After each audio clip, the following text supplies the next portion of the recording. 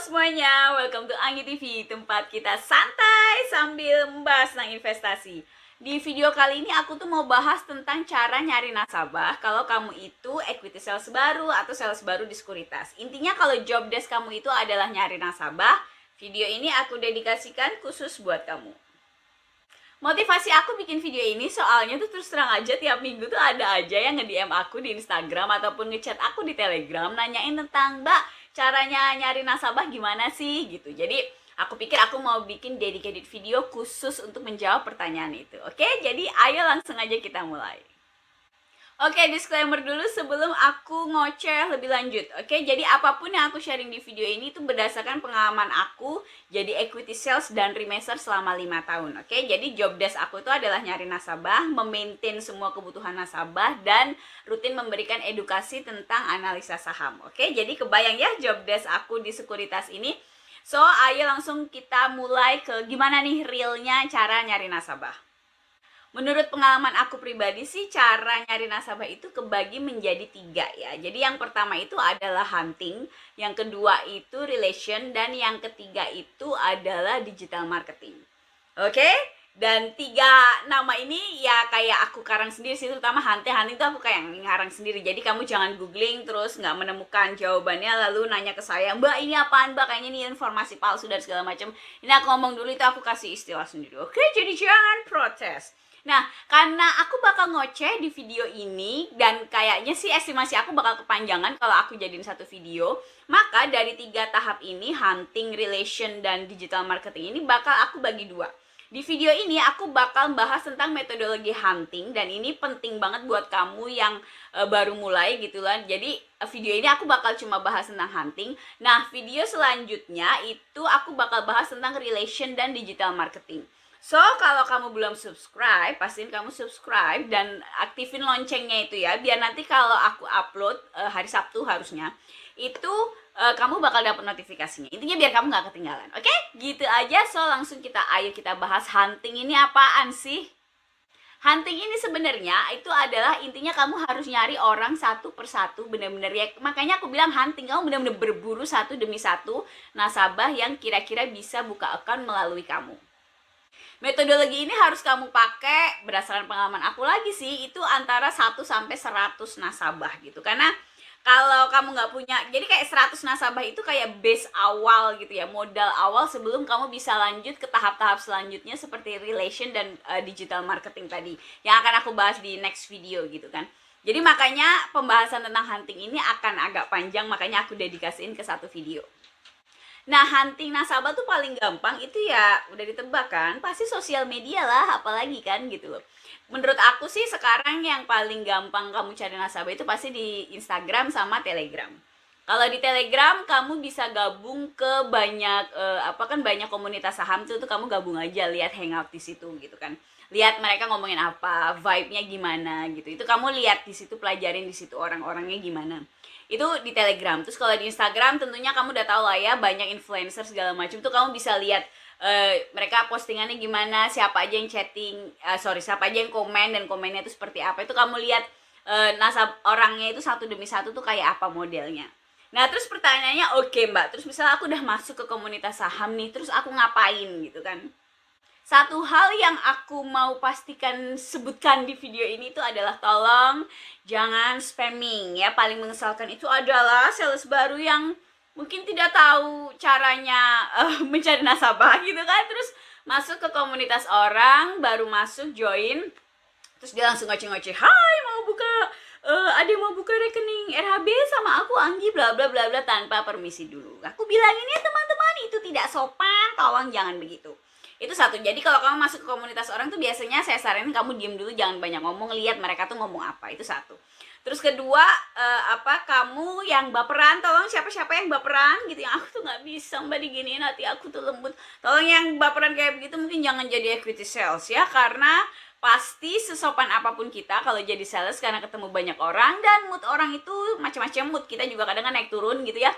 Itu biasanya akan selalu kejadian dimana kita itu di kick, di ban, terus intinya di blok, itu udah makanan sehari-hari. Jadi jangan terlalu dibawa galau gitu ya. Jangan di blok satu orang terus kamu langsung resign dari kantor, itu repot kalau kayak begitu, oke?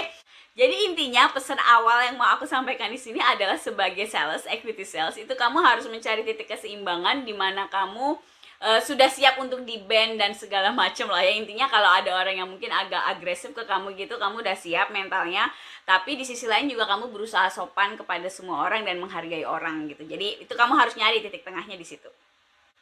Nah, itu mindsetnya. Terus teknisnya gimana di sesi hunting ini? Teknisnya itu begini ya. Jadi nggak semua orang yang kamu ajak ngomong itu pasti buka. Terus terang aja, jadi di selling itu, di sales gitu ya, di penjualan gitu, itu ada yang namanya conversion rate gitu. Nanti aku tulis di samping lah. Intinya conversion rate itu adalah berapa banyak orang yang kamu kontak gitu. Nah, berapa banyak yang closing intinya gitu. Berdasarkan pengalaman aku lagi, percaya atau enggak, closing rate-nya kalau aku itu random people nih ya, nggak kenal, jadi bukan teman. Kalau temen kan kita nggak buka dong gitu kan, beres. Ini random people yang kita benar-benar nggak kenal, itu conversion rate-nya itu sekitar 1%. Hah, serius mbak, 1%? Yo, Jadi dulu ini aku kasih angkanya yang dulu aku lakukan. Jadi aku dulu fokus di Telegram, aku ngechat orang itu sehari 30, itu adalah job desk aku tiap hari. Jadi kalau dulu kan belum corona dan segala macam, aku masih ngantor dulu ya.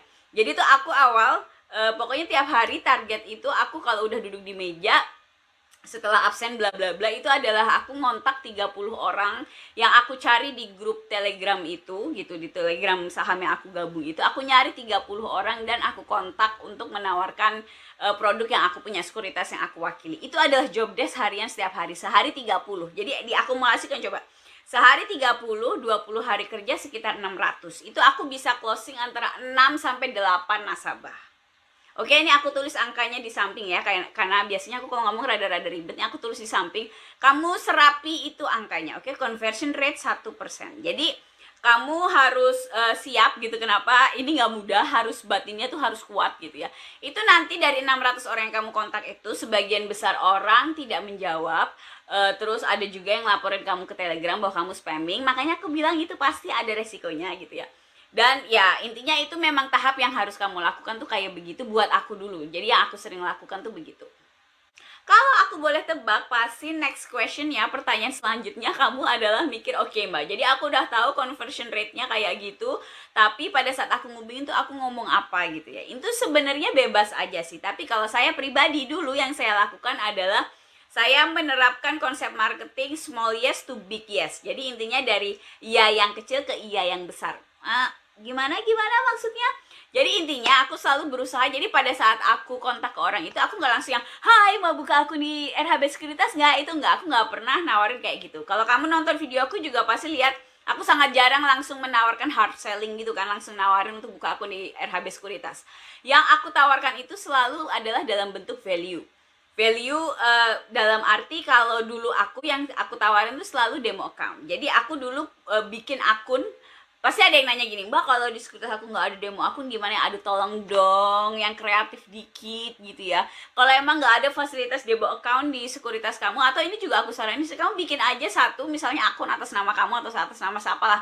RDI-nya nggak usah kamu isi, itu kamu dedikasikan untuk demo account khusus kamu. Jadi kalau kamu nawarin ke orang, yang kamu kasih itu demo account yang udah kamu siapin ini gitu, yang akun real tidak ada uangnya di RDI, jadi kan kamu nggak dirugikan, tapi orang bisa login dan melihat fitur-fitur yang ada di di akun itu gitu loh, di future-nya itu, di aplikasinya itu. Jadi ketika kamu mengkontak orang itu, yang kamu tawarin bukan buka akun dong sama saya, itu nggak begitu, tapi pak atau bu, mau nggak nih coba untuk lihat produk aplikasi di sekuritas saya, kalau ada pertanyaan bapak ibu bisa tanya saya gitu. Jadi masuknya itu lebih ke soft selling gitu loh. Kenapa aku bilang small yes gitu kan, jadi ya yang kecil, karena kan itu nggak butuh komitmen. Cuma biasanya orang tuh kalau dikasih gratis ada yang oh ya boleh deh gitu. Nanti jadi dari 600 orang itu tuh nggak bakal semua bilang iya ya. Ini aku kasih tahu, biasanya sih yang balas ke kamu tuh mungkin sekitar kayak 20% tuh balas, oh iya maaf ada apa ya bla bla gitu.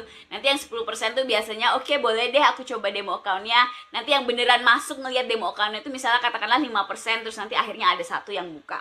Itu tahapannya kayak begitu. Jadi kamu nggak usah kebanyakan mikir, misalnya tetapkan aja tiap hari tuh kamu mau kontak berapa orang, tetapkan misal kamu mau tiru-tiru aku bikin demo account ya silakan gitu kan, nanti kamu tawarin, nah itu nanti pasti ada yang closing. Nah, udah kebayang ya, jadi tiap hari job desk kamu itu, jadi sebentar tapi harus rutin kamu lakukan setiap hari. Itu nanti sifatnya itu terakumulasi gitu loh. Jadi makin banyak kamu kontak orang, itu pasti akan ada yang closing. Oh ya, terus satu hal lagi.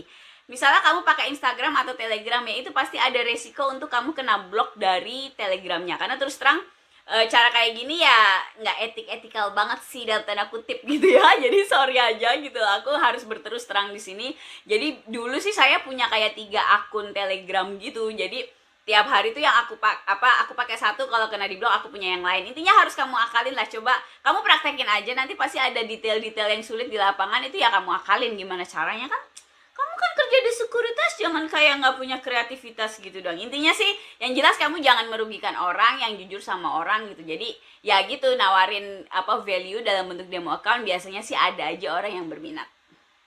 Kamu melakukan tahap hunting ini untuk 100 orang pertama ya. Jadi sudah kebayang apa yang harus kamu lakukan? Oke, jadi closing aku di video ini adalah kamu harus tabah sampai 100 orang yang pertama yang kamu cari dari hunting ini. Jadi kebayang kalau misalnya let's say aja sebulan tuh misalnya kamu melakukan cara yang tadi aku uraikan, closing rate 1%, syukur kalau misalnya lebih baik, kalau approach kamu, pendekatan kamu ke orang lebih baik gitu ya, itu bagus.